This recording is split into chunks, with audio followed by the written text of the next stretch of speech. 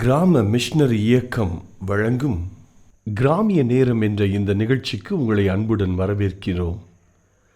கிராம மிஷனரி இயக்கம் கடந்த 27 ஆண்டுகளாக சிறுவர் மற்றும் வாலிபர் மத்தியில் ஊழியம் செய்து வருகிறது.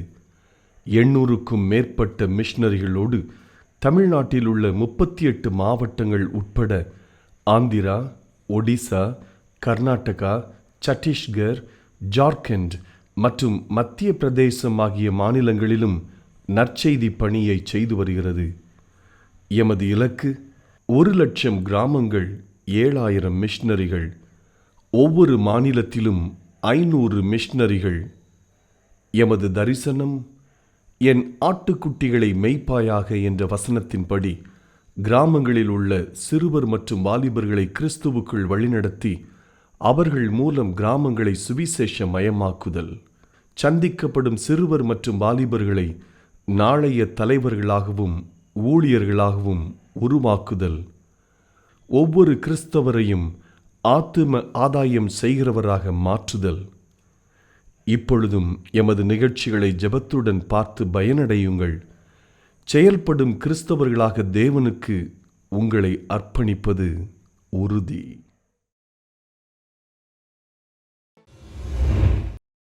ஹலோ நேயர்களே, உங்ககிட்ட ஒரு நிமிஷம் பேசலாமா? நம்ம ஒன்று கற்றுக்கணுன்னா அதுக்கு எவ்வளோ கிளாஸ் போகிறோம். ஸ்போக்கன் இங்கிலீஷ் கற்றுக்கணுன்னா ஸ்போக்கன் இங்கிலீஷ் கிளாஸ் போகிறோம். ஹிந்தி கற்றுக்கணுன்னா ஹிந்தி கிளாஸ் போகிறோம். கீபோர்ட் கற்றுக்கணுன்னா கீபோர்ட் கிளாஸ் போகிறோம். கார் டிரைவிங் கற்றுக்கணுன்னா கார் டிரைவிங் கிளாஸ் போகிறோம். அதே மாதிரி நம்ம பரலோகத்துக்கு போகிறதுக்கும் நம்மக்கிட்ட 9 வகையான ஆவியின் கனிகள் அவசியம். அன்பு, சந்தோஷம், சமாதானம், நீடிய பொறுமை, தயவு, நற்குணம், சாந்தம், இச்சை அடக்கம். இதெல்லாம் இருந்தால் தான் நம்ம பரலோகத்துக்கு போக முடியும். நீங்கள் பரலோகத்துக்கு போக ரெடியா? ஐயோ, பியூலா பென்சில் உடைஞ்சு போச்சு. எதுக்கு உடைச்ச? நீ அப்பா சொல்லிட்டேன். அப்பா பியூலா, அப்பாட்டெல்லாம் சொல்லாதேனா, தெரியாம உடைஞ்சிருச்சு, மன்னிச்சுக்கோ. நீ மட்டும் அம்மாக்கு மாறிட்ட, நான் மட்டும் மணிக்க மாட்டேன்ப்பா. பாத்தீங்களா, பியூலாவுக்கு பென்சில் உடைஞ்ச இந்த சின்ன விஷயத்த கூட மன்னிக்க முடியல. இதெல்லாம் நீங்க மன்னிச்சா உங்க குற்றம் உங்களுக்கு மன்னிக்கப்படும் யேசப்பா சொன்னாங்க. அத பரமண்டங்களில் இருக்கிற எங்கள் பிதாவே என்ற ஜபத்துல நம்ம சொல்லவும் செய்றோம், ஆனா மன்னிக்க மாட்டேங்கிறோம். இனிமேல் ஒருத்தர் மன்னிங்க. அந்த நல்ல குணத்தை யேசப்பாட்ட கேளுங்க. ஓகே, பாய்.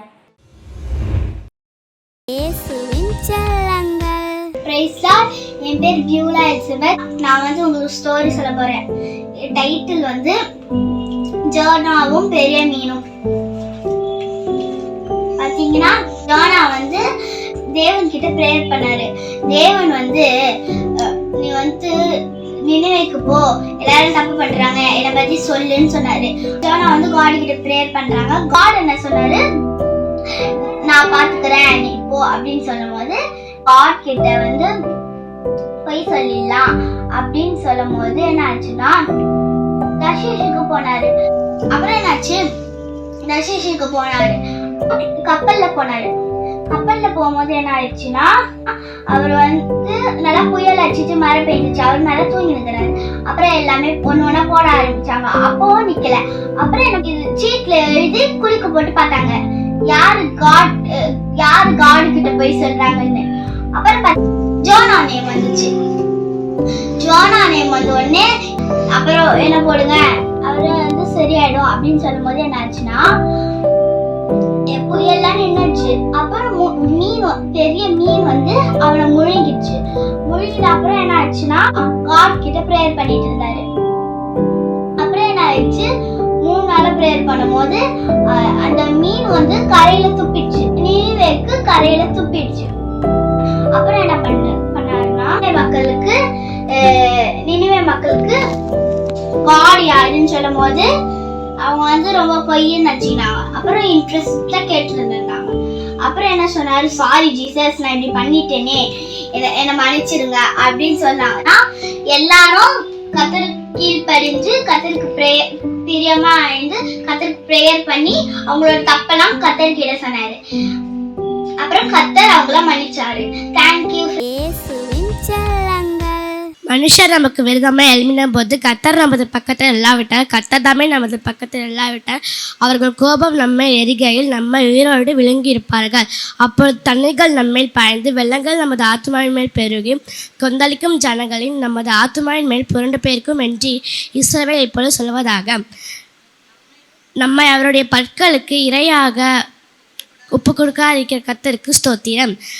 வெடுநுடைய கண்ணிக்கு தப்பின குருவியைப் போல நமது ஆத்துமா தப்பிற்று கண்ணி தெரித்தது, நாம் தப்பினம். சங்கீதம் 124 1-7 வரை. இயேசுவின் செல்லங்கள். வணக்கம். மத்திய 3 வசனங்கள் 14-17. இயேசு ஞானஸ்தானம் பெற்று ஜலத்திலும் கரையிலும் வானம் அவருக்கு திறக்கப்பட்டது. தேவ ஆவி புறாவைப் போல இருக்கிறவர் கண்டார். அங்கே மனத்திலிருந்து ஒரு சத்தம் உண்டு, இவர் என்னோட நேசகுமாரன், இவர் பெரியவாயிருக்கிறேன் குறிக்கிறவர் கண்டார். இயேசுவின் செல்லங்கள். பிறந்தார், இயேசு பிறந்தார், பொது மகிழ்ச்சி தந்திடவே, எந்தன் உள்ளத்தில் புது மாற்றம் தந்திடவே. பிறந்தார், இயேசு பிறந்தார், புது மகிழ்ச்சி தந்திடவே, எந்தன் உள்ளத்தில் புது மாற்றம் தந்திடவே. Happy happy Christmas, Alleluia. Merry merry Christmas, Alleluia. சொல்லுகிற தீர்க்கதரிசன வார்த்தை என்ன தெரியுமா? ஒரு காலம் கண்டிராத ஒரு அற்புதத்தை உங்களுக்கு செய்ய போகிறார். ஆமென். நீங்க பார்த்துருக்கவே மாட்டீங்க இப்படிப்பட்ட அற்புதத்தை ஆண்டவர் உங்களுக்கு செய்ய போகிறார். நீ பார்க்காத எதிர்பார்க்காத அற்புதத்தை நான் செய்வேன். ஏசப்பா பாருங்க, ஆராய்ந்து அறிய முடியாதவர், எண்ணி முடியாத பெரிய காரியங்களை செய்கிறவர். உன் வாழ்க்கையில எண்ணி இருக்கவே மாட்டேன், ஆராய்ஞ்சிருக்கவே மாட்டேன். இயேசு கிறிஸ்துவின் இனிய நாமத்தினாலே கிராமம் இயக்க குடும்பத்தின் சார்பாக கிராமிய நேரம் என்ற நிகழ்ச்சிக்கு உங்களை அன்போடு கூட வரவேற்கிறோம். அல்லேலூயா. நீங்கள் நல்லா இருக்கிறீங்களா? உங்களுடைய எல்லாருடைய ஜெபத்தை கேட்டு எங்களுடைய ஊழியத்தை ஆண்டவர் ஆசீர்வதித்து வருகிறார். ஊழியத்துடைய எல்லைகளை விரிவாக்குகிறார். ஒவ்வொரு மாதமும் புதிதாக பணித்தலங்களை தொடங்குவதற்கு ஆண்டவர் உதவி செய்திருக்கிறார். நிறைய முழு நேர மிஸ்டரிகள் புதிதாக இந்த ஊழியத்தோடு கூட இணைந்திருக்கிறார்கள். அல்லேலூயா. நீங்கள் தொடர்ந்து நீங்கள் ஜெபியுங்கள். என் நாமத்தினாலே எதை கேட்டாலும் அதை நான் செய்வேன் என்ற வாக்குத்தத்தின்படி 7000 மிஸ்டரிகளை எங்களுக்கு தாரும் ஆண்டவரே என்று நாங்கள் கேட்கிறோம். 1,00,000 கிராமங்களை எங்களுக்கு தாரும் என்று சொல்லி விசுவாசத்தோடு நாங்கள் ஜெபிக்கிறோம். நீங்களும் ஜெபியுங்கள். ஒருவேளை நீங்கள் உங்கள் வீட்டிலே ஒரு வீட்டு ஜெபக்கூட்டத்தை நீங்கள் ஆரம்பியுங்கள். எழுப்புதல் ஜெபக்கூட்டம். ஆமென். இப்போ 7000 மிஸ்டரிகள் நான் அனுப்பணும்னு சொன்னால் ஆண்டவர் எனக்கு சொல்லியிருக்கிறார், 7000 ஜெபக்கூட்டங்கள் நீ தொடங்கணும். நீ சொல்லு, நான் என் ஜனங்களிடத்தில் பேசி அவர்களோடு கூட இடைபெற்று அவர்கள் வீட்டிலே ஒரு நல்ல ஜெபிக்கிற ஜெபக்கூட்டத்தை நான் ஆயத்தப்படுத்துவேன் என்று ஆண்டவர் எனக்கு வாக்கு கொடுத்திருக்கிறார்.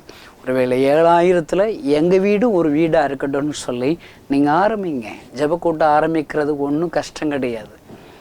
அல்லேலூயா. ஒரு நாள் மாதத்தில் ஒரு நாள் ஒரு மணி நேரம் உங்களுடைய நண்பர்களை கூப்பிடுங்க.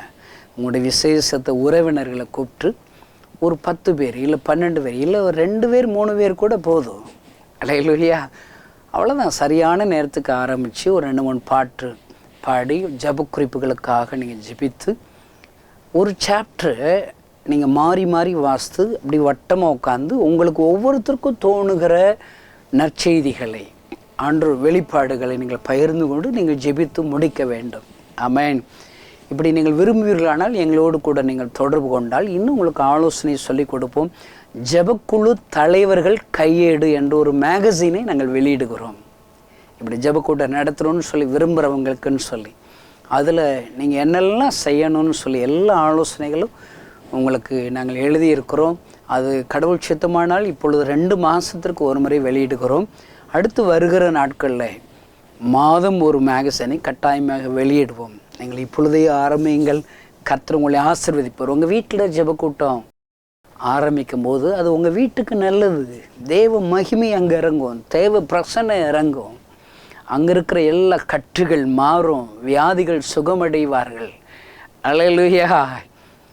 ஜெபியுங்கள், செயல்படுங்க, கர்த்தர் உங்களை ஆசீர்வதிப்பார். இப்பொழுதும் ஆண்டவர் நம்மோடு கூட பேசும்படி ஒரு விஷயம் கண்களை மூடி நாம் ஜெபிக்கலாம்.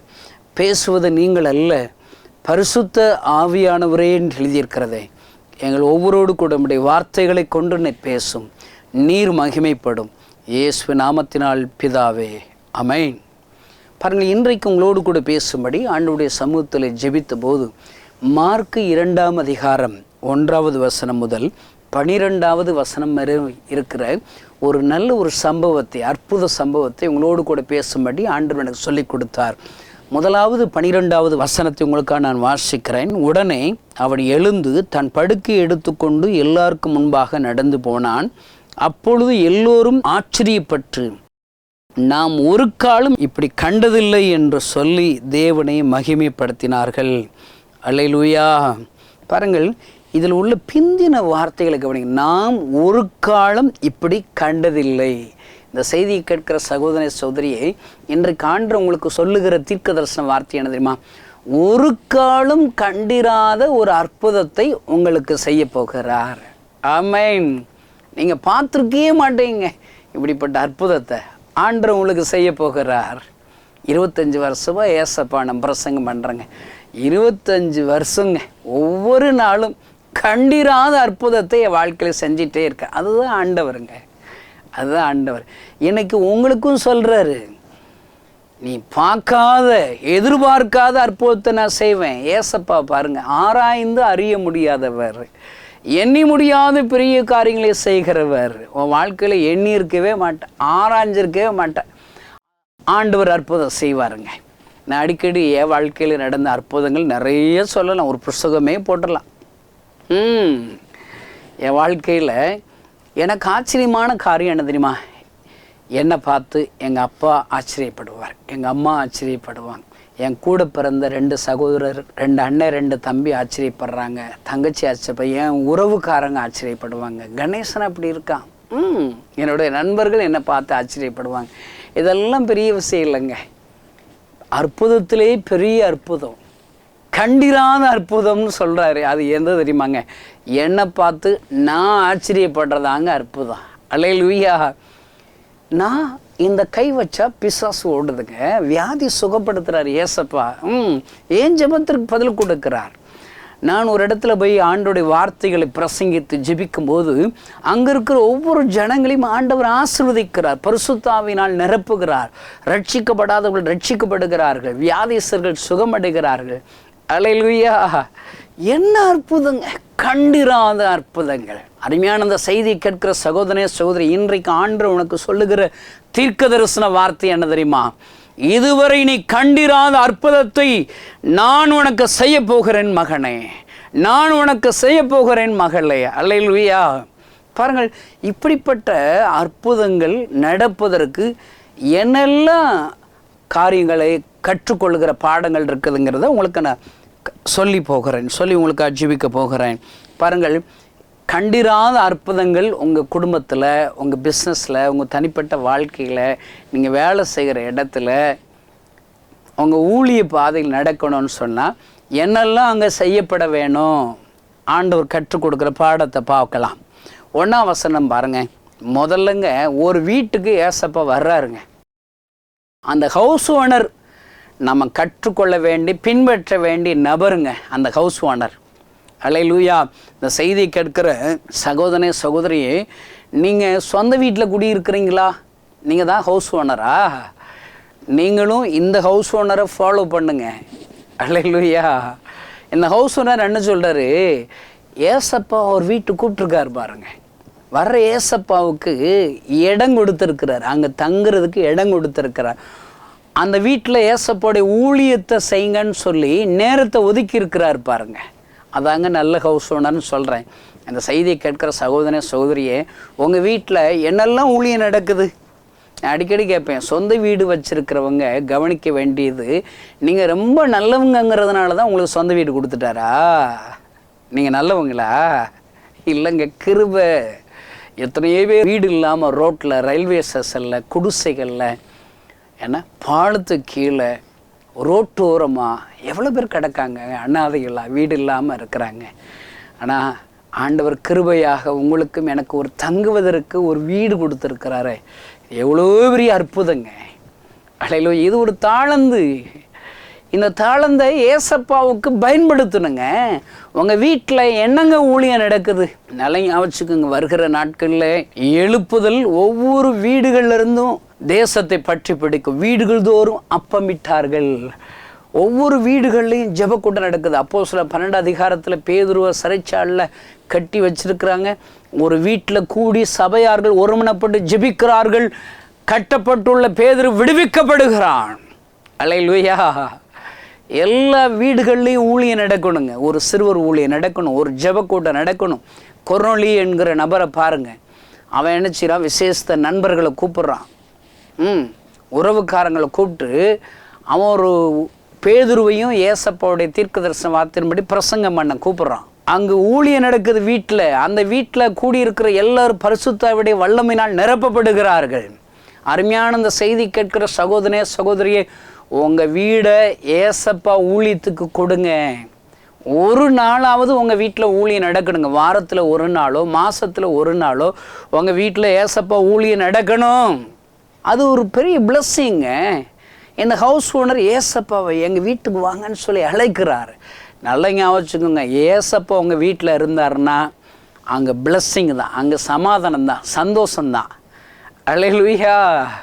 பைபிளில் நீங்கள் பாருங்கங்க, ஏசப்பா இருக்கிற வீட்டில் சந்தோஷம், சமாதானம், கிருபை, விடுதலை, சுகம் உண்டாகும், சுகம் உண்டாகும். அல்லேலூயா. பாருங்க, அவர் கூப்பிடுறாரு. ஏசப்பா ஒரு இடத்துக்கு வந்துட்டாலே அங்கே உள்ள குறைவுகள் நிறைவாக மாறிடும்ல. காணா ஒரு கல்யாண வீட்டுக்கு ஏசப்பா இருக்கிறார். குறைவு வரலாம், ஏசப்பா நீ கூப்பிட்டா போதும். அவர் இருந்தாருன்னா குறைவை நிறைவாக மாற்றிடுவார்ல. வனாந்திர வாழ்க்கை நீ வாழலாம். இஸ்ரவேல் ஜனங்கள் வனாந்திரத்தில் நடக்கிறாங்க. போகிற வழியில் சிவந்த சமுத்திரம் எதிராக வருது. ஆண்டவர் அற்புதம் செய்கிறார். அங்கே தண்ணி இல்லாத குறை வருது. ஆண்டவர் கற்பாரிலிருந்து நீரூற்று உண்டாக்குகிறார். வனாந்திரத்திலே என் ஆண்டவர் அற்புதம் செய்கிறார். இயேசு உங்கள் வீட்டில் இருந்தார்னா உங்கள் வீட்டில் எல்லாம் அற்புதம் நடக்குங்க. ஐயோ, எங்கள் வீட்டில் யாரோ பில்லு சுனியை வச்சுட்டாங்க, இன்னும் ஞாபகம் வச்சுக்கோங்க. ஏசப்பா இருக்கிற வீட்டில் பில்லு சுனியம் வர முடியுமாங்க? நீங்கள் அவரை கூப்பிடுங்கங்க. அவர் உங்கள் வீட்டுக்கு வரணும்னு சொன்னால் அவரை கெஞ்சி கூப்பிடணும், தாழ்மையோடு கூப்பிடணும். அல்லேலூயா. அவர் வந்துட்டார், அற்புதம் தான். இந்த ஹவுஸ் ஓனர் நல்ல ஹவுஸ் ஓனருங்க. ஏசப்பாவுக்கு நேரம் ஒதுக்கி கூப்பிடுறாரு. இன்னும் பாருங்க, இந்த ஹவுஸ் ஓனர்கிட்ட எனக்கு பிடிச்ச சத்தியம் என்ன தெரியுமாங்க? அந்த ஏசப்பா வீட்டில் இருக்கிறாருன்னு சொல்லி இவரும் கொஞ்சம் இன்சைட் எடுத்து மற்றவங்க சொல்லியிருப்பார். எங்கள் வீட்டுக்கு ஏசப்பா வந்திருக்கிறார், வாங்க நீங்கள் வாங்க நீங்கள் வாங்கன்னு சொல்லி கூப்பிட்டுருக்காரு பாருங்க. கொஞ்சம் பேர் கூப்பிட்டுருக்கலாம், இன்னும் நிறைய பேர் கேள்விப்பட்டு அப்படியே வந்துட்டேன். ஏசுனார் வந்துட்டாருன்னா அங்கே அற்புதம் நடக்கும்பா அப்படின்னு சொல்லி எல்லோரும் வர்றாங்க பாருங்க. நான் எப்படி தெரியுமா ஜெபிக்கிறேன்? ஒவ்வொரு கிறிஸ்தவங்க வீடும் ஒரு ஆஸ்பத்திரி போல் மாறணும்னு சொல்லி நான் ஜெபிக்கிறேங்க. அல்லேலூயா. ஏன்னா ஏசப்பா இருந்தால் அங்கே வந்தால் வியாதிகள் சுகமடைவாங்களே. இங்கே அப்படி தானங்க நடக்குது. மார்க் 2 அங்கே சுகம் நடக்குதுல்ல, அற்புதம் நடக்குதுல்ல. அல்லேலூயா. அப்போ ஒவ்வொரு கிறிஸ்துவ வீடுகளிலும் ஒரு ஹாஸ்பிட்டல் போல் ஜனங்கள் கேள்விப்பட்டு அங்கே வருவாங்க. அங்கே வந்தால் சுகம் கிடைக்க போகுது. நீங்கள் நல்லா ஆயுத்தம் ஆயிக்கோங்க.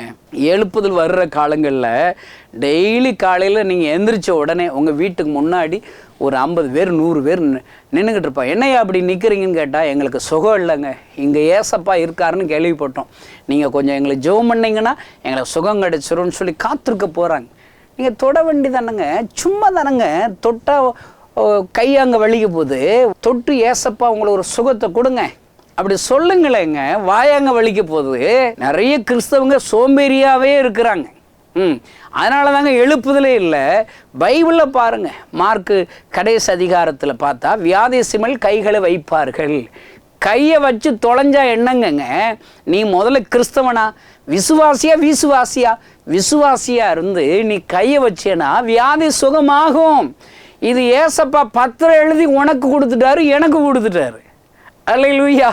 பாருங்க, இந்த ஹவுஸ் ஓனர் பாருங்க இன்சைட் எடுக்கிறார். எல்லாரும் வாங்க எங்கள் வீட்டுக்கு வாங்கணும், எல்லாம் கேள்விப்பட்டு எல்லாரும் வந்துடுறாங்க பாருங்க. இரண்டாவது, இந்த ஹவுஸ் ஓனர்கிட்ட எனக்கு பிடிச்ச காரியம், கற்றுக் கொடுக்கிற காரியம், நான் கற்றுக்கொண்ட காரியம் என்ன தெரியுமாங்க? வீட்டை உடைக்கிறாங்க, மேற்கூரையை உடைக்கிறாங்க. ஒரு 4 பேர் வந்து வீட்டை உடைச்சிக்கிட்டு இருக்காங்க. இந்த ஹவுஸ் ஓனர் அமைதியாக இருக்கிறார். இந்த செய்தியை கேட்குற சகோதரனே சகோதரியே, உங்கள் பக்கத்தில் யாராவது வந்து உங்கள் வீட்டை டிஸ்டர்ப் பண்ணுறாங்கன்னு நீ விடுவியா? உடனே போலீஸ் ஸ்டேஷன் போயிடுவியே, உடனே சண்டைக்கு போயிடுவே. இல்லை, இவர் அமைதியாக இருக்கிறார். உடைக்கப்படுகிறதை கண்டு அமைதியாக இருக்கிறார். அதுதாங்க இந்த ஹவுஸ் ஓனர்கிட்ட எனக்கு பிடிச்ச காரியம். அருமையான சகோதரனே சகோதரி, அந்த ஹவுஸ் ஓனர் என்ன நினச்சிருப்பார்? ஏசப்பாவுக்கு தானங்க உடைக்கிறாங்க, யாருக்கோ ஒருத்தருக்கு தேவை இருக்குது, என் வீடு உடைக்கிறாங்க, பரவாயில்ல பரவாயில்ல. என் வீடு உடைக்கப்படுவதனாலே யாரோ ஒரு வியாதியஸ்தன் சுகமடைவான் என்பானால், சுகமடைவார்கள். ஆனால் உடைக்கப்படட்டும், அமைதியாக இருக்கிறார். அருமையான சகோதரனே சகோதரி, பைபிள் ஃபுல்லாக நீங்கள் வாசித்து பாருங்க. அற்புதம் வேணும்னு சொன்னால் முதல்ல உடைக்கப்படுதல் அவசியங்க. அல்லேலூயா. யோசேப்புங்கிற ஒரு பாத்திரத்தை உடைக்கிறார். சின்ன வயசுலேயே தரிசனம் கிடைக்குது அவனுக்கு. சொந்த சகோதரர்கள் அவனை உடைக்கிறாங்க, குழி வெட்டுறாங்க, நிர்வாணப்படுத்துகிறாங்க. யோசேப்பு விற்கப்படுகிறான், இலக்கில்லாத பிரயாணம் செய்கிறான், போர்த்திபார் மனைவினாலே போய் குற்றச்சாட்டு சாட்டப்படுகிறான், சிறையில் இருக்கிறான். எத்தனை உடைதல் பாருங்கள். ஆனாலும் யோசேப்பு முறுமுறுத்ததாக ஒரு வசனமும் இல்லை, அமைதியாக இருக்கிறான். அவனுக்கு தெரியும், என்னை ஏதோ ஒரு காரியத்திற்காக உடைக்கப்படுகிறேன், நான் உடைக்கப்படுகிறேன், ஆண்டவர் உடைக்கிறார், எல்லாம் நன்மைக்கு எதுவாக நடக்கிறது. இந்த செய்தி கேட்கிற சகோதரனே சகோதரி, ஐயோ என்னுடைய வாழ்க்கையில் நான் உடைக்கப்படுகிறேன், எல்லோரும் சேர்ந்து என் இருதயத்தை உடைக்கிறார்கள், ஒவ்வொரு நாளும் நான் தனிமைகளை உடைக்கப்பட்டு கண்ணீர் வெடிக்கிறேன் என்று புலம்புகிறீர்களா? அருமையான சகோதரனே சகோதரியே, உன்னை உடைப்பது எதற்காக தெரியுமா? உன்னை உருவாக்குவதற்காக, உன் தலையை உயர்த்துவதற்காக, உன்னை என் ஆண்டவர் ஆசீர்வதிப்பதற்காக, உன் மூலியமாக அநேக ஜனங்கள் ஆசீர்வதிக்கப்படுவதற்காக ஆண்டவர் உன்னை உடைத்து கொண்டிருக்கிறார்.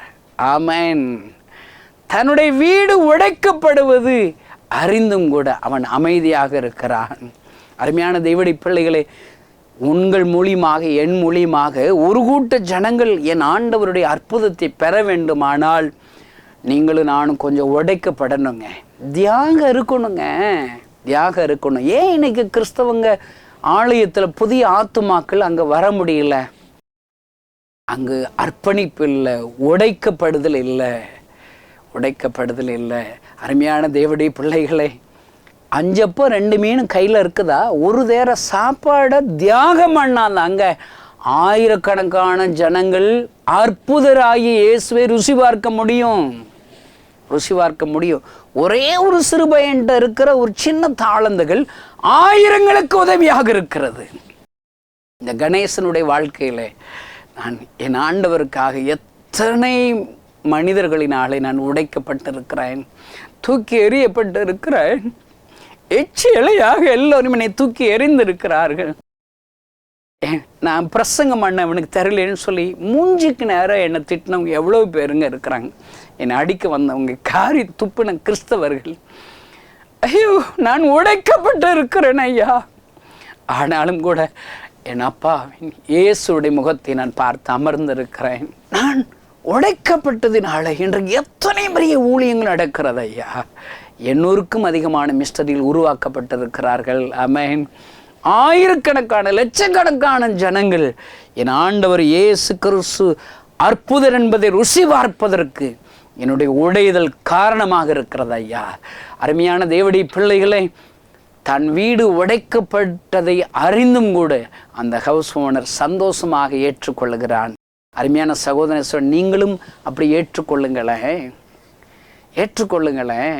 அல்லேலூயா. அப்படி ஏற்றுக்கொள்ளும் போது நம் கண்கள் முன்பாக அநேக புறஜாதிகள் இயேசுவை அறிந்து கொள்வார்கள் ஐயா. இன்னும் பாருங்க, இதில் நான் கற்றுக்கொள்ளுகிற எனக்கு ஒரு எச்சரிக்கையான காரியம். 4 பேர் அவங்க ரொம்ப முக்கியமானவங்க. அந்த 4 பேரை குறித்து நான் யோசித்து பார்த்தேன். இந்த ஹவுஸ் ஓனருக்கு வீடு இருக்குது, வீடை கொடுத்துட்டாரு. அந்த 4 பேருக்கு வீடு கூட இல்லை போலங்க. அதனால தான் கைகால் நடக்க முடியாத திமிர்வாதக்காரன் ஃப்ரெண்டாக இருக்கிறான். ஏசப்பாவுக்கு கொடுக்கறதுக்கு அவங்ககிட்ட பணம் இல்லை, வீடு இல்லை, எதுவுமே இல்லைங்க. அவங்களுக்கு இருக்கிறது எல்லாம் விசுவாசம் மட்டும்தாங்க இருக்குது. அந்த விசுவாசத்தை ஏசப்பாவுக்காக ஒப்பு கொடுக்குறாங்க. தன்னிடத்தில் இயேசு மீது இருக்கிற அந்த விசுவாசத்தின் மித்தமாக தேவையுள்ளவர்கள் சுகமாகணும்னு சொல்லி மெனக்கெடுக்கிறார்கள், நேரம் எடுக்கிறார்கள். ஐயா, அவர்களுக்கு இருக்கிற அந்த விசுவாசத்தை பயன்படுத்துகிறார்கள். இந்த செய்தியை கேட்கிற சகோதரனே, சகோதரியே, உன்கிட்ட ஏசப்பா மேலே விசுவாசம் இருக்குதா? அந்த விசுவாசத்தை பயன்படுத்தி உங்கள் பிள்ளைகள் நல்லா இருக்காங்களா? நல்ல சொந்த வீட்டில் குடியிருக்கிறீங்களா? உங்களுக்கு நல்ல வேலை கிடைச்சிருச்சா? எனக்கு இருக்கிற கிறிஸ்தவ இல்லை சாட்சி சொல்லுங்கன்னு சொன்னால், நான் அப்படி ஜெபம் பண்ணேன், ஏசப்பா என்ன ஆசீர்வதிச்சார், எனக்கு வேலை கொடுத்தாரு, குழந்தை கொடுத்தாரு, என் பிஸ்னஸ் ஆசீர்வதிச்சார், என் பிள்ளைகளை ஆசீர்வதிச்சார். உங்கள் விசுவாச ஜெபத்தை கேட்டு எத்தனை அற்புதங்களை நீங்கள் ருசி பார்த்துட்டீங்க. ஐயா, உங்கள் விசுவாசத்தை உங்களுக்கும் உங்கள் பிள்ளைகளுக்கும் உங்கள் குடும்பத்துக்கு மட்டும் பயன்படுத்தினது போதும். உங்கள் கண்களை தரங்க ஐயா. மேய்ப்படி இல்லாத ஆடுகள், அநேக திமிர்வாதத்தோடு அநேக ஆத்துமாக்கள் படுத்திருக்கிறார்களே, அநேக வியாதியஸ்தர்கள், வலதுகைக்கும் இடதுகைக்கும் வித்தியாசம் தெரியாத ஜனங்கள் எல்லா இடத்திலும் சிதறி கிடக்கிறார்களே. உங்கள் விசுவாசத்தை கொஞ்சம் அவங்களுக்கு கொடுங்க ஐயா. அவங்க ஆண்டவருடைய அன்பை ருசி பார்ப்பதற்கு அந்த விசுவாசத்தை பயன்படுத்துங்களேன். இன்றைக்கு இருக்கிற ஊழியர்களாகிய நாம், விசுவாசிகளாகி நாம், கிறிஸ்தவர்களாகி நாம் ஜீவனுள்ள அற்புதமுள்ள இயேசு மேலே இருக்கிற அந்த அற்புதத்தை தேவையுள்ளவர்களுக்கு நாம் பயன்படுத்த வேண்டும் ஐயா. சகோதரனை, இன்னைக்கு நீங்கள் ஒப்பு கொடுப்பீர்களா? உங்களை விசுவாசத்தை உங்களை சுற்றிலும் வேலை பார்க்குற இடத்துல, படிக்கிற இடத்துல, வீட்டுக்கு பக்கத்தில் இருக்கிற சுகமில்லாதவர்களுக்கு உங்கள் விசுவாசத்தை பயன்படுத்தி ஒரு அற்புதத்தை அவர்கள் ருசி பார்க்க முடிய செய்வீர்களா? இன்றைக்கு ஆண்டவர் உங்களோடு கூட பேசுகிறார். ஆமென். பாருங்க, இந்த 4 பேர் சுமந்துட்டு வர்றாங்க. எத்தனை ஒரு மண்டதுங்க. ஆனால் அங்கு பெரிய கூட்டங்க. அது என்ன கூட்டங்க? சர்ச்சு கூட்டம். என்ன அந்நிய பாஷை பேசுகிற கூட்டமா? அது பாட்டு பாடுற கூட்டமா? இல்லை டான்ஸ் ஆடுற கூட்டமா? வேதத்தை ஆழத்தை தோண்டி தோண்டி, புதையல்களை தோண்டி தோண்டி கற்றுக்கொள்கிற கூட்டமா? அவர்கள் கூட்டமாக கூடி தேவையுள்ளவனை இயேசுவிடத்தில் கொண்டு வருவதற்கு தடையாக இருக்கிறார்கள் ஐயா, தடையாக இருக்கிறார்கள். அருமையான கிறிஸ்துவ நண்பனை, உங்கள் சர்ச்சுக்கு ஒரு புறஜாதி கணேசன் போல, முருகன் போல, முனியாண்டி, மாரியப்பன் போல ஒரு ஆத்மா உங்கள் சர்ச்சுக்கு வந்தா அவருடைய விசுவாசத்தை பலப்படுத்துறதுக்கு நீங்கள் இடம் கொடுப்பீங்களா? உங்கள் சர்ச்சு இடம் கொடுக்குமா? தேவையுள்ளவர்கள் உங்களுடைய ஆலயத்திற்கு வருவதற்கு நீங்கள் தடையாக இருக்கிறீர்களா? அவர்கள் அற்புதத்தை ருசி பார்ப்பதற்கு உதவியாக இருக்கிறார்களா? நான் சொல்கிறேங்க, இவன் கட்டில் தூக்கிட்டு 4 பேர் வரும்போது அங்கே வீட்டில் இயேசுக்கு முன்பாக கூடி இருக்கிறவங்க பிரசங்கம் கேட்டுக்கிட்டு இருக்காங்களே, அவங்க நினச்சினோம் ஸ்டாப், இப்போ நம்ம பிரசங்கம் கேட்குறதுனா அப்புறமேட்டு கேட்டுட்டு வருவோம், நம்ம இவங்களுக்கு இடம் கொடுப்போம்னு சொல்லி இடம் கொடுக்கணும் இல்லைங்க. இல்லை, யாரும் இடம் கொடுக்க மாட்டுறாங்க. வாசல் வரைக்கும் உட்கார்ந்துருக்காங்க, நறுக்கி உட்கார்ந்துருக்கிறாங்க. இவன் தேவையுள்ளவர்களை சுமந்து கொண்டு 4 பேர்கள் வந்திருக்கிறார்கள். இயேசுவுக்கு முன்பாக அவனை கொண்டு போவதற்கு இயேசுவுக்கு முன்பாக இருக்கிற கூட்டங்கள் தடையாக இருக்கிறார்களே. பாருங்க, பத்திமே என்கிற குருடன் இயேசுவை நோக்கி அற்புதத்திற்காக கெஞ்சுகிறான். தாவீதின் குமாரனே இறங்கும் என்று கெஞ்சுகிறான். ஆனால் இயேசுவோடு வருகிற கூட்டமோ அவனை அதட்டுகிறார்கள், பேசாதீர் என்று அதட்டுகிறார்கள். ஒரு குருடன் என் ஆண்டவரை நோக்கி ஜெபிப்பதற்கு தடை பண்ணுகிற கூட்டம் ஐயா. ஐயா, நீங்கள் யாரையும் நீங்கள் தடை பண்ணிடாதீங்க. உங்களுடைய ஜப வாழ்க்கையோ, உங்களுடைய வேத தியான கூட்டங்களோ, பைபிள் ஸ்டடியோ, அந்நிய பாஷைகள் நிறைகிற கூட்டமோ புறஜாதி வருவதற்கு தடையாக இருக்கக்கூடாது. 99 ஆடு தொழுவத்தில் இருக்கலாம், ஆனால் என் ஆண்டவருடைய இருதயம் காணாமல் போன தொழுவத்தை விட்டு இருக்கிற ஒரு ஆட்டின் மேலதாயா என் ஆண்டவருடைய அன்பு இருக்கிறது, பரிதவிப்பு இருக்கிறது, இருதயம் அந்த ஆட்டிற்காகத்தான் ஏங்கி நிற்கிறது ஐயா.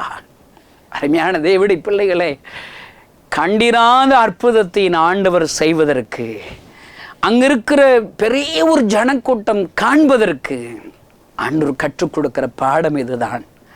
முதலாவது கற்றுக்கொண்ட பாடம் என்ன? அந்த ஹவுஸ் ஓனர் இயேசுவை அழைக்கிறார்.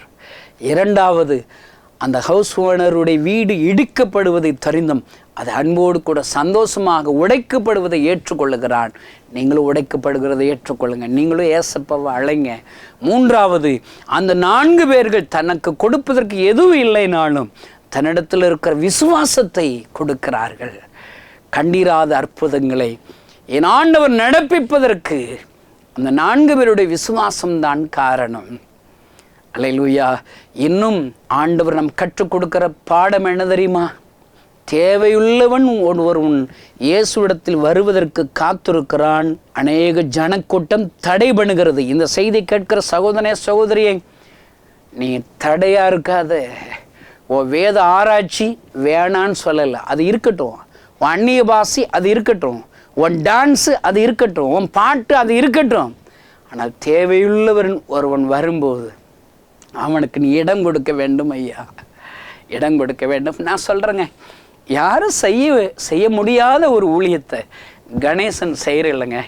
ஆனால் 25 வருடங்களாக நான் என்னுடைய ஊழிய அனுபவத்தை சொல்வேன். ஆனால் அநேக கிறிஸ்தவர்கள் தான் ஐயா தடை செய்கிறார்கள்.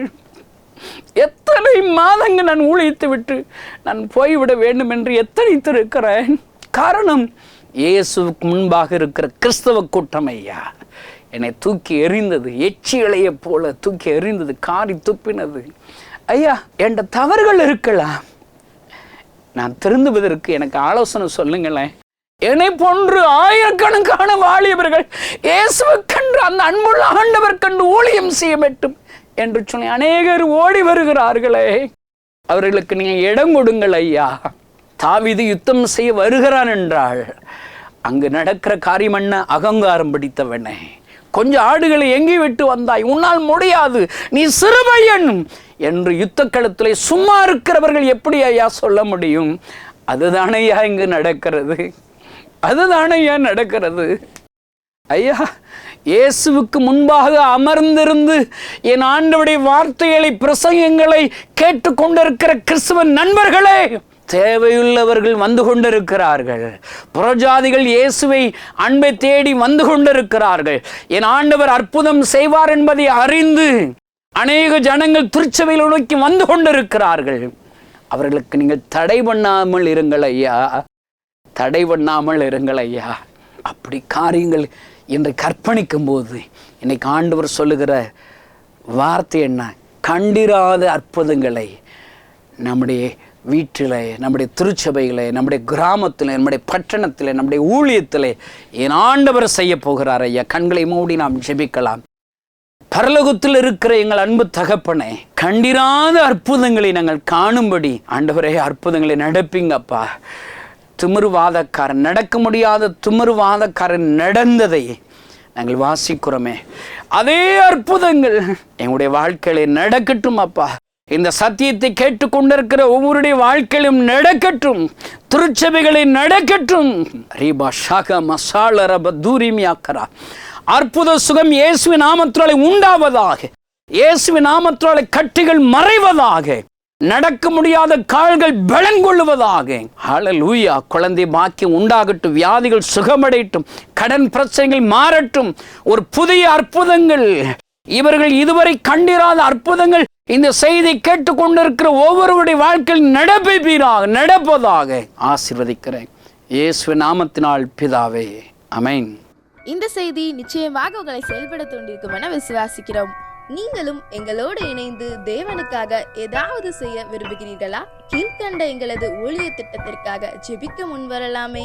தமிழ்நாடு மற்றும் பிற மாநிலங்களிலும் ஆலயம் கட்ட தேவையாய் உள்ள 1000 கிராமங்களில் இடம் வாங்கி ஆலயம் கட்டப்பட ரூபாய் 5 லட்சமோ அல்லது அதில் ஒரு பகுதியோ கொடுத்து ஆலயம் கட்டி கொடுப்போர் எழும்ப ஜெபியுங்கள். சூனேமியால் எலிசாவுக்கு ஒரு அறை வீட்டை கட்டி கொடுத்தது போல புதிய மிஷனரிகள் தங்கி பயிற்சி எடுப்பதற்கு ரூபாய் 2 லட்சம் கொடுத்து ஒரு மிஷனரி வீட்டை கட்டி கொடுப்போர் எழும்ப ஜெபியுங்கள். நாம் சந்திக்கும் வாலிபர்கள் மற்றும் ஆரம்ப விசுவாசிகளை கிறிஸ்துவுக்குள் வளரச் செய்ய ரூபாய் 300 கொடுத்து முழு வேதாகமும் வாங்கி கொடுப்போர் எழும்ப ஜெபியுங்கள். நாம் பணி செய்யும் 8 மாநிலங்களிலும் உள்ள 880 மிஷனரிகளை மாதந்தோறும் ரூபாய் 10,000 கொடுத்தோ அல்லது இயன்ற காணிக்கையை கொடுத்தோ தாங்குவோர் எழும்ப ஜெபியுங்கள். தமிழ்நாடு மற்றும் பிற மாநிலங்களிலும் துரிதமாக சுவிசேஷம் அறிவிக்கவும் பின்தொடர் பணிக்காகவும் சுவிசேஷ வாகனங்கள் வாங்கி கொடுப்போர் எழும்ப ஜெபியுங்கள். தங்கள் வாலிப மற்றும் சிறு பிள்ளைகள் ரட்சிக்கப்பட, அபிஷேகிக்கப்பட மற்றும் இயேசுவுக்கு சாட்சியுள்ள பிள்ளைகளாக வளர கண்மணி பிள்ளைகள் இயேசுவுக்காக திட்டத்தில் தங்கள் பிள்ளைகளை இணைக்கிற பெற்றோர்கள் எழும்ப ஜெபியுங்கள். இந்தியா முழுவதிலும் இன்னும் துரிதமாக நம் மிஷனரி பணிகள் நடக்க மாதந்தோறும் அல்லது வருடத்திற்கு ஒரு முறையாவது ரூபாய் 1000 கொடுத்து எழுப்புதல் விரும்பும் பங்காளர் திட்டத்தில் இணைகிற அநேகர் எழும்ப ஜெபியுங்கள். மேலும் எங்களோடு தொடர்பு கொள்ள விரும்பினால் திரையில் காணும் எங்கள் முகவரியும் குறித்துக் கொள்ளுங்கள். கிராம மிஷனரி இயக்கம், தபால் பெட்டி எண் 51, விருதுநகர் 626001. இந்த நிகழ்ச்சியையோ அல்லது எங்கள் ஊழியத்தையோ நீங்கள் தாங்க விரும்பினால் எங்கள் தொலைபேசி எண்ணை குறித்துக் கொள்ளுங்கள். 7378000444. கர்த்தர் தாமே உங்களை ஆசீர்வதிப்பாராக.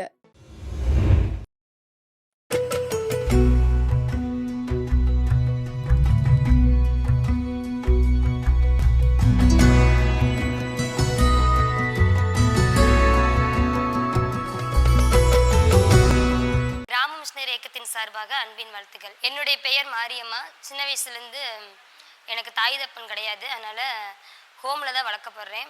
சின்ன வயசில் டிபி வியாதினால் பாதிக்கப்பட்டு ரொம்ப கஷ்டப்பட்டு இருந்தேன். ஆண்டவர் அதுலேருந்து பூரண விடுதலை தந்தார்.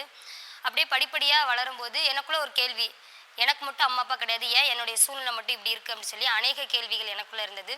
ஏன் அப்படின்னா, நான் ஹாஸ்டலில் படிக்கும்போது, நாங்கள் சிவகிரியில் தான் படித்தோம். நாங்கள் ஹாஸ்டலில் படிக்கும்போது நிறைய பேர் பெற்றோரெல்லாம் வந்து பார்க்க வருவாங்க. அப்போல்லாம் நம்மளுக்கு ஒரு ஏக்கம் இருந்துச்சு எனக்கு. எல்லாரும் அவங்க வீட்டிலேருந்து பார்க்க வர்றாங்க, நம்மளுக்கு இப்படி இல்லை அப்படி சொல்லிட்டு நிறைய நாட்களில் ஆண்டவர் மேலே வெறுப்பு, கோவம், ப்ரேயருக்கு வர சொன்னால் வரமாட்டேன், இப்படி மணிக்க சூழ்நிலையில் தான் இருந்தது. ஆனால் 10th படித்து முடித்த பிறகு ஆண்டவர் ஒரு நல்ல ஒரு வாய்ப்பை தந்தார். பைபிள் காலேஜ் படிக்கிறதுக்கு நான் இங்கே சேர்ந்தேன். பைபிள் காலேஜ் படித்தேன். என்னுடைய அநேக கேள்விகளுக்கு ஆண்டவர் ஜேக்கப் ஐயா மூலமாக அநேக கேள்விகளுக்கு ஆண்டவர் பதில் தந்தார். தாய் தகப்பன் மறந்தாலும் நான் உன்னை மறப்பதில்லை என்ற வாக்கு எனக்கு ஆண்டவர் கொடுத்தாரு. இன்னி வரைக்கும் அன்னைக்கு கொடுத்த வாக்குத்தத்தத்தை ஆண்டவர் இன்னி வரைக்கும் என் வாழ்க்கையில் நிறைவேற்றி வராரு. ஒருவேளை கேட்டுட்டு இருக்க யாராக இருந்தாலும் பரவாயில்ல, ஒருவேளை சோர்ந்து போயிருக்கலாம், ஒருவேளை இப்படிப்பட்ட சூழ்நிலை இருக்குது, இப்படிப்பட்ட காரியங்கள் நடக்காமல் இருக்கே அப்படி சொல்லி கூட நீங்கள் யோசிக்கலாம். யாராக இருந்தாலும் பரவாயில்ல, இதை கேட்குற உங்களையும் ஆண்டவர் பயன்படுத்துவார். எப்படிப்பட்ட சூழ்நிலை தான் பரவாயில்ல, ஆண்டவரால் அந்த சூழ்நிலையையும் மாற்ற முடியும். பைபிள் காலேஜ் முடித்த பிறகு தேனி பணித்தளத்தில் ஒரு 2 வருஷமாக ஆண்டவர் ஊழியம் செய்கிறக்கு ஆண்டவர் கிருபை கொடுத்தாரு. நிறையா போராட்டங்கள் மத்தியில் இவெல்லாம் என்ன ஊழியம் செய்வா அப்படின்னு நிறைய பேர் எதிர்பார்த்த நாட்கள்லாம் இருக்குது. ஆனாலும் ஆண்டவர் அதின் மத்தியிலையும் ஆண்டவர் என்னை ஊழியம் செய்ய வச்சார். சிறுவர் மினிஸ்ட்ரி எடுக்கிறோம். இப்படி ஆண்டவர் எங்களுக்கு கொடுத்த பொறுப்பை நாங்கள் ஆண்டவருக்காக செஞ்சுட்டு வரோம். எங்களோடு சேர்ந்து நீங்களும் ஊழியம் செய்யலாம். நிறைய சவால்கள் சந்திச்சாலும் ஆண்டவர் எங்கள் கூட தான் இருந்தார். இன்னி வரைக்கும் ஆண்டவர் எங்கள் ஊழியத்தை நடத்திட்டு தான் வர்றாரு, என்னையும் நடத்திட்டு வர்றாரு, உங்களையும் நடத்துவார்.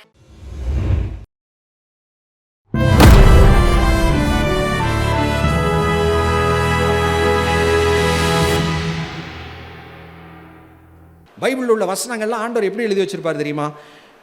அப்படியே மேலாப்பில் படிக்கும்போது சில விஷயங்கள் அப்படியே நல்லா புரியும். பைபிள் அப்படியே நம்ம அப்படி படிப்போம். அடுத்து அதை நல்லா தியானிக்க ஒவ்வொரு வார்த்தைகள், இங்கே ஒரு வார்த்தை இருக்கும், இதே வார்த்தை இன்னொரு இடத்துல இருக்கும். அதை அப்படி சேர்த்து படிக்கும்போது பரிசுத்த ஆவியானவர் என்ன தெரியுமா செய்வார்? பைபிளில் உள்ள சத்தியங்களை அப்படியே நமக்கு புரிய வைப்பார். இதெல்லாம் புரிய தான் பைபிளில் ஒரு வார்த்தை இருக்குது, சத்தியத்தை அறிவீர்கள், சத்தியம் உங்களை விடுதலை ஆக்கும்னு ஒரு வார்த்தை இருக்குது. நம்ம வாழ்க்கையில் விடுதலையோடு வாழ்கிறதுக்கு, வாழ்க்கையில் வரக்கூடிய சேலஞ்சஸை ஜெயிக்கக்கூடிய, முக்கியமாக நமக்கு ஒரு எதிரி இருக்கான்னு சொல்லி பைபிள் நமக்கு அடிக்கடி சொல்லுது. பிசாசு, அவனுடைய கூட்டம், வானமண்டலத்தின் பொல்லாத ஆவிகளோடு நமக்கு யுத்தம் உண்டு அப்படிலாம் பைபிளில் எழுதியிருக்கு. இது எப்பயுமே நமக்கு இருக்கும். பிசாசு நம்மளை ஏதாவது வகையில் உண்மையான ஆண்டவர்கிட்டருந்து நம்மளை பிரிச்சிடணும், பாவம் செய்ய வைக்கணும், நம்மளை கீழே விழ வைக்கணும். இது பிசாசுடைய பிளான். பயப்பட வேண்டியதில்லை. நம்ம பைபிள் வாசி டெய்லி ஜெபம் பண்ணால் போதும், பிசாசை ஈஸியாக ஜெயிச்சிடலாம். இதுதான் பைபிள் சொல்லக்கூடிய உண்மை. நம்ம பைபிள் ஒவ்வொரு பகுதியிலையும் புரிய பிசாசின் தந்திரங்களை ஜெயிச்சிடலாம். நம்மை சுற்றி இருக்கிற உலகத்தை ஜெயித்து விடலாம், பாவத்தை ஜெயித்து விடலாம். அல்லேலூயா.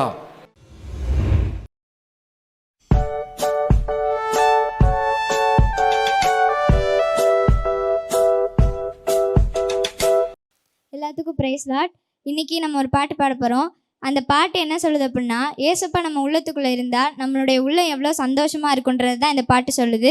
ஏசப்பா நம்ம உள்ளத்துக்குள்ளே வந்தார் அப்படின்னா நம்மளுடைய பாவங்கள் எல்லாமே போயிடும். நம்மளுடைய சாபங்கள் எல்லாத்தையுமே ஏசப்பா தீர்த்துருவார். அவருடைய ரத்தத்தினால நம்முடைய பாவங்கள் எல்லாம் போக்குவார். அதை பற்றி ஒரு பாட்டு பாடலாமா?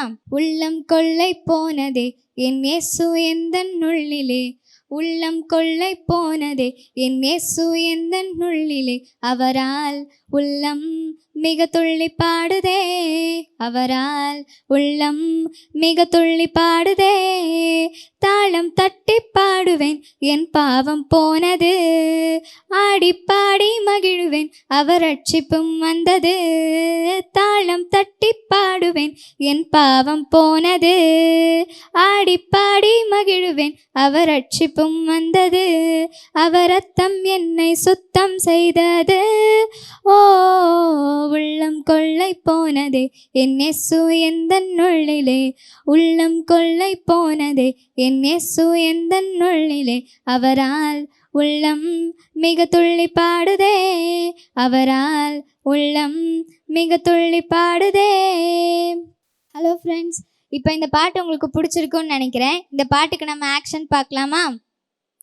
உள்ளம் கொள்ளை போனதே என் இயேசு எந்தன் உள்ளிலே, உள்ளம் கொள்ளை போனதே என் இயேசு எந்தன் உள்ளிலே, அவரால் உள்ளம் மிக துள்ளி பாடுதே, அவரால் உள்ளம் மிக துள்ளி பாடுதே, தாளம் தட்டி பாடுவேன் என் பாவம் போனது, ஆடி பாடி மகிழுவேன் அவர் ரட்சிப்பும் வந்தது, தாளம் தட்டி பாடுவேன் என் பாவம் போனது, ஆடி பாடி மகிழுவேன் அவர் ரட்சிப்பும் வந்தது, அவர் ரத்தம் என்னை சுத்தம் செய்தது. ஓ உள்ளம் கொள்ளை போனதே என் இயேசு எந்தன் உள்ளிலே, உள்ளம் கொள்ளை போனதே என் இயேசு எந்தன் உள்ளிலே, அவரால் உள்ளம் மிக துள்ளி பாடுதே, அவரால் உள்ளம் மிக துள்ளி பாடுதே. என்ன ஃப்ரெண்ட்ஸ், உங்களுக்கு இந்த ஆக்ஷன் ரொம்ப பிடிச்சிருக்குன்னு நம்புகிறோம். இத்தனை வருஷம் நான் சர்ச்சுக்கு போகிறேன், எத்தனையோ பிரசங்கங்களை நான் கேட்குறேன், எத்தனையோ ஆராதனைகளை நான் பங்கு பெற்றிருக்கேன். ஆனால் இன்றைக்கி நான் யோசித்து பார்த்தேன் அப்படின்னு சொன்னால் எதுவுமே என் மனசில் இல்லை. ஒருவேளை நம்ம நிறைய நேரங்களில் நம்ம எடுத்த தீர்மானத்தில் நம்ம நிலைச்சு நிற்க முடியல, நம்ம கேட்குற சத்தியத்துக்கு நம்ம கீழ்ப்படிய முடியலையே அப்படின்னு சொல்லி நம்ம வேதனைப்படலாம்.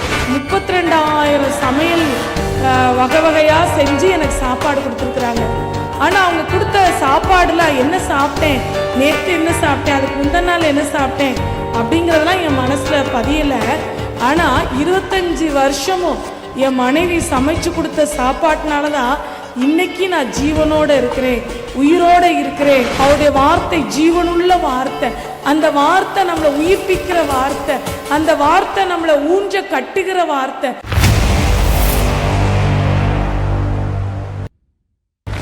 ஒரு நபர் ஆலயத்துக்கு வாரந்தோறும் போய்கிட்டு இருந்தாராம். அவர் ஒவ்வொரு வாரமும் செய்தி கேட்குறாரு. இப்படியாகவே ஒரு 20 வருஷம் அவருடைய வாழ்க்கையில் கடந்துருச்சு. 20 வருஷம் கழித்து அவருடைய வாழ்க்கையை திரும்பி பார்க்கும் பொழுது நம்ம கேட்ட செய்தியெல்லாம் ஞாபகத்தில் இருக்கா அப்படின்னு சொல்லி யோசித்து பார்க்கும் பொழுது ஒன்றுமே அவருக்கு ஞாபகத்தில் இல்லையா.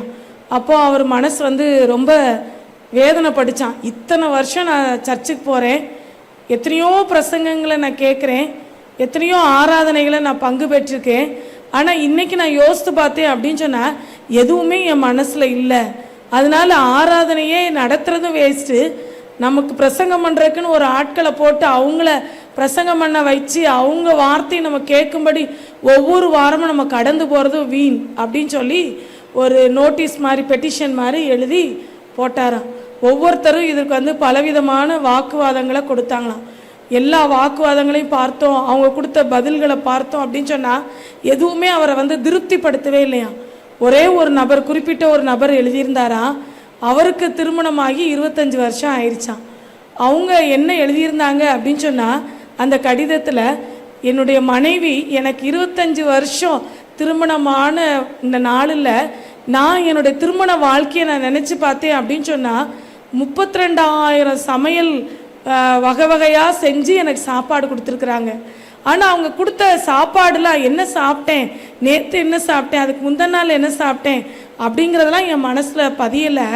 ஆனால் 25 வருஷமும் என் மனைவி சமைச்சு கொடுத்த சாப்பாட்டினால தான் இன்னைக்கு நான் ஜீவனோடு இருக்கிறேன், உயிரோடு இருக்கிறேன் அப்படின்னு சொல்லி அந்த கடிதத்தில் எழுதியிருந்தாங்களாம்.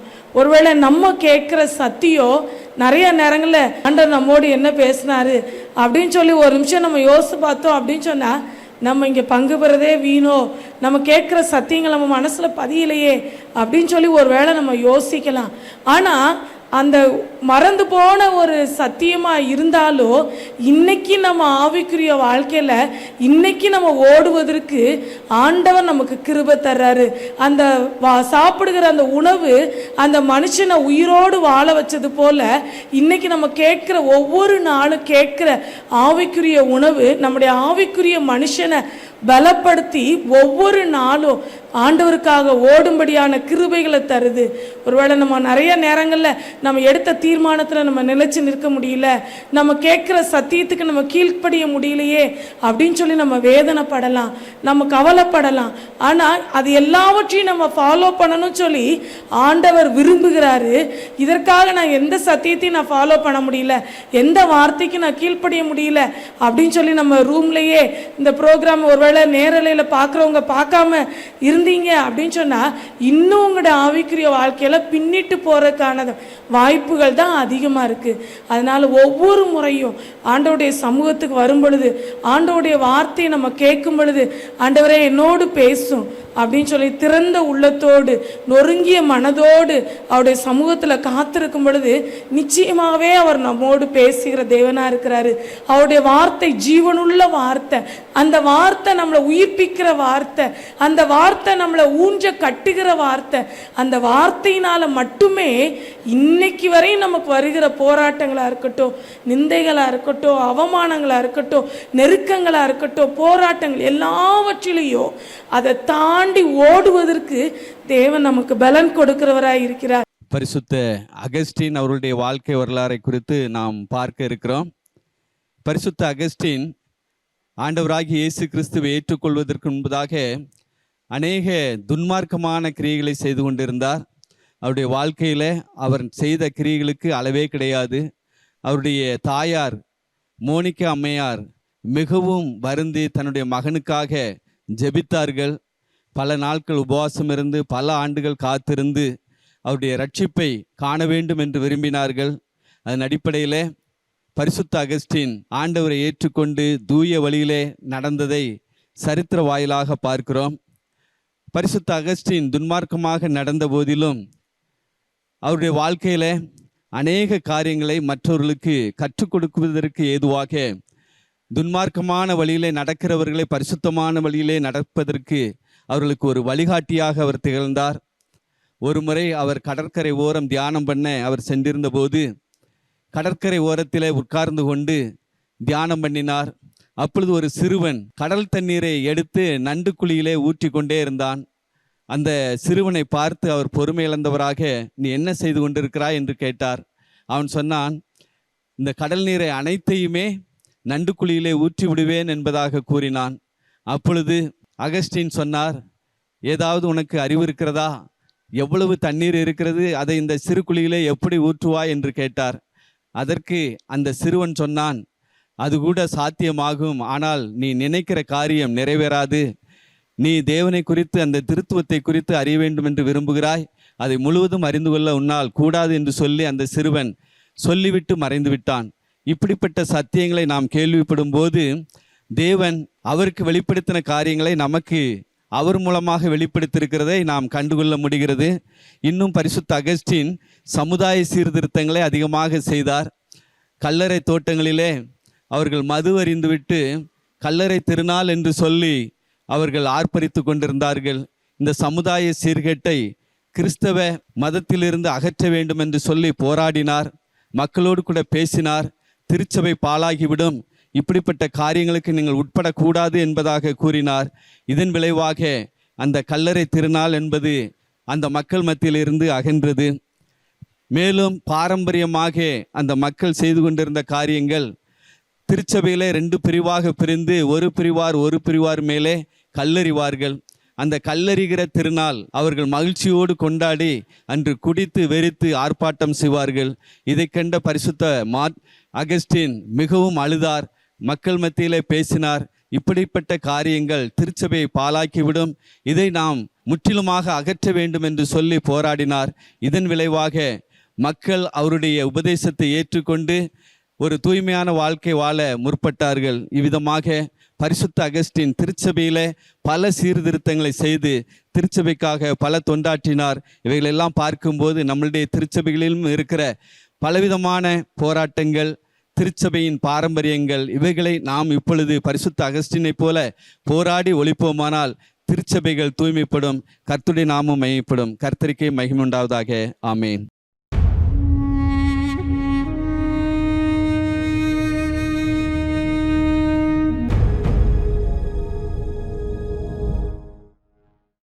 ஒரு மேய்ப்பன் வந்து தன்னோட ஆடுகளை வந்து பற்றிட்டு போய் காட்டில் போய் மேய்க்கிறது வழக்கம். நல்ல பசுமையாக இருந்துச்சு புல்லெல்லாம். உடனே அங்கே போய் நம்ம மேய்ஞ்சிட்டு வருவோம்னு சொல்லி இந்த மந்தையை விட்டு தனியாக போய் என்ன செஞ்சு அங்கே போய் மேய ஆரம்பிச்சிச்சு.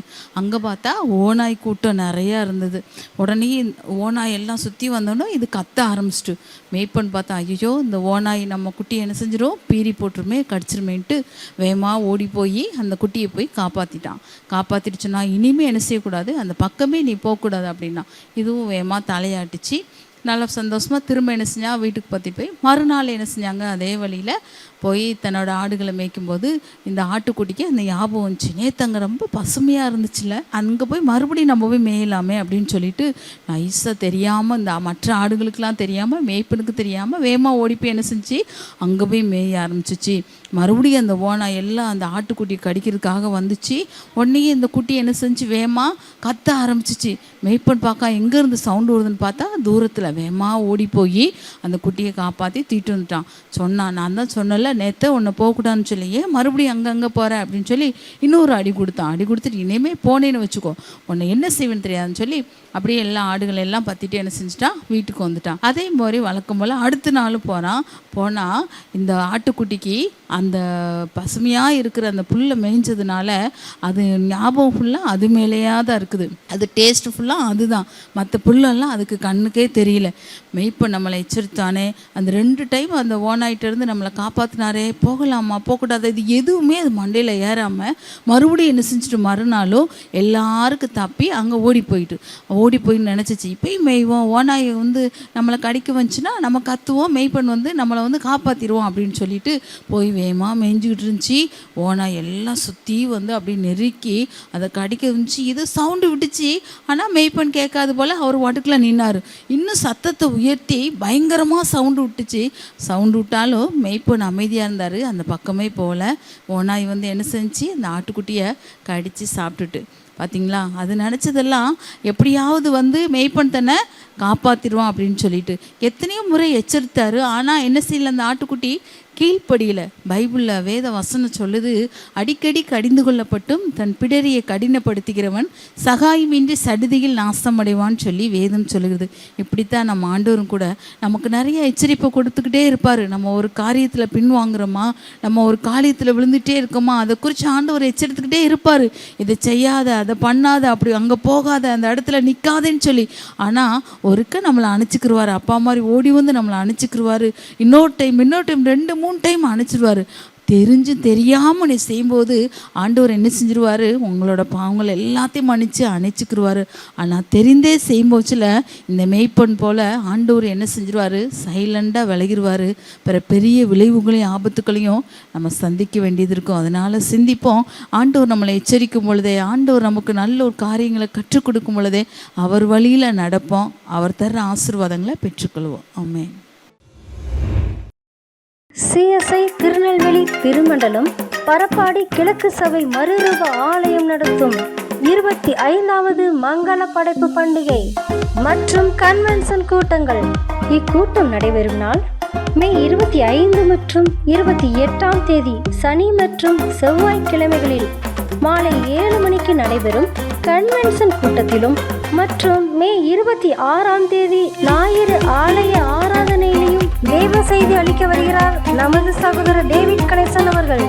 இடம் சிஎஸ்ஐ மறுரூப ஆலயம், பரப்பாடி மாலையில் நடக்கும் கன்வென்ஷன் கூட்டத்திலும் மற்றும் ஞாயிற்றுக்கிழமை நடக்கும் ஆராதனையிலும் பங்கு பெறும்படி உங்கள் யாவரையும் அன்புடன் அழைக்கிறோம்.